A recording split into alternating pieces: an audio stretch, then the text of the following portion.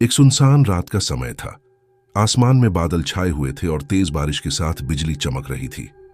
रमेश, जो एक truck driver था, अपनी रात की यात्रा पर निकला था। उसकी गाड़ी एक सुनसान हाईवे पर दौड़ रही थी, जहां से सिर्फ सन्नाटे की आवाजें आ रही थीं। रास्ते में घने जंगल थे और चारों तरफ घुप अंधेरा था। रमेश कई सालों से ड्राइविंग कर रहा था, लेकिन आज की रात कुछ अजीब सी लग रही थी। उसने अपने साथी ड्राइवरों से सुना था कि इस रास्ते पर कुछ अनजानी घटनाएं होती रहती हैं, लेकिन उसने इन बातों पर ज्यादा ध्यान नहीं दिया। वह सोच में डूबा हुआ था कि तभी अचानक उसकी ट्रक की हेडलाइट के सामने एक सुंदर लड़की खड़ी दिखाई दी। लड़की की सफेद साड़ी पानी में भीगी हुई थी और वह धीरे धीरे हाथ में कंगन घुमा रही थी। रमेश ने तुरंत ब्रेक मारा और ट्रक एक झटके से रुक गया। लड़की ने रमेश को इशारे से बुलाया। उसकी आंखों में एक अजीब सी चमक थी जो रमेश को अपने वश में कर रही थी। रात के इस अंधेरे में तुम यहां क्या कर रही हो? रमेश ने खिड़की खोलकर पूछा।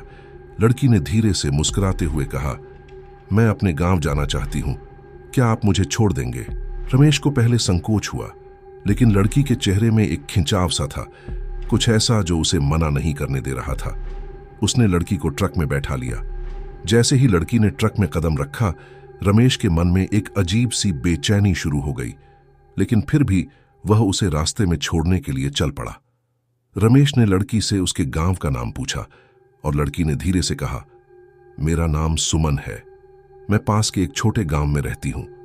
रमेश ने उसके बारे में और जानने की कोशिश की, लेकिन लड़की बहुत कम बातें कर रही थी। उसकी आवाज में एक गूंज सी थी, जैसे दूर से आ रही हो। क्या तुम अक्सर इस रास्ते पर आती हो? रमेश ने पूछा। लड़की ने जवाब दिया, नहीं, मैं यहां पहली बार आई हूं, लेकिन मैं यहां पर लौटने का इंतजार बहुत समय से कर रही थी। लड़की की इस बात पर रमेश चौंक गया। उसने शीशे से देखा कि लड़की उसकी तरफ घूर रही थी। उसकी आंखों में एक अजीब सी काली परछाई थी जो किसी अंधेरे की गहराई से आ रही थी। रमेश ने धीरे धीरे महसूस किया कि उसकी ट्रक की स्पीड बढ़ती जा रही थी। उसे ऐसा लगा जैसे किसी ने उसके हाथों को बांध दिया हो और ट्रक खुद ही चल रहा हो। उसने कंट्रोल करने की कोशिश की, लेकिन लड़की ने अपनी आंखों में अजीब सी चमक के साथ कहा, डरो मत, मैं तुम्हें किसी खतरे में नहीं डालूंगी। अचानक ट्रक से सामने एक विशाल पेड़ गिर गया और रमेश ने तेजी से ब्रेक मारा। दोनों नीचे उतर आए।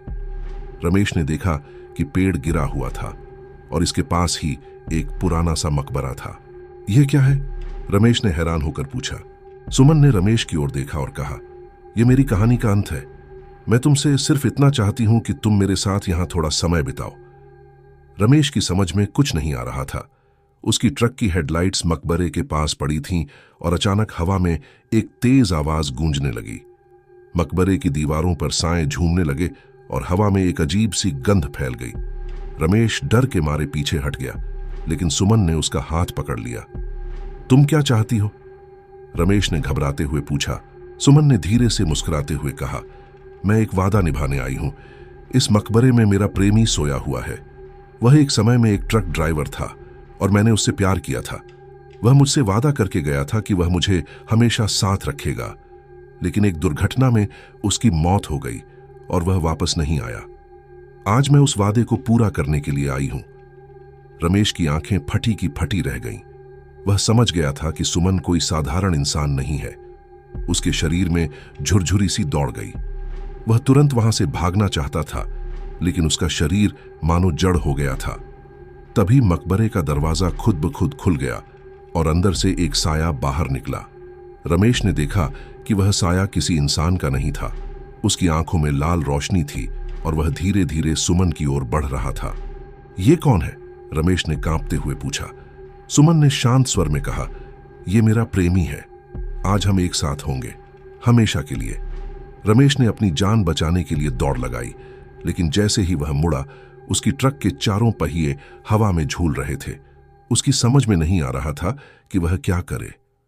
तभी सुमन की आवाज आई, तुम जा सकते हो रमेश, लेकिन किसी को यह कहानी मत सुनाना, वरना तुम्हारी जिंदगी भी इस मकबरे में कैद हो जाएगी।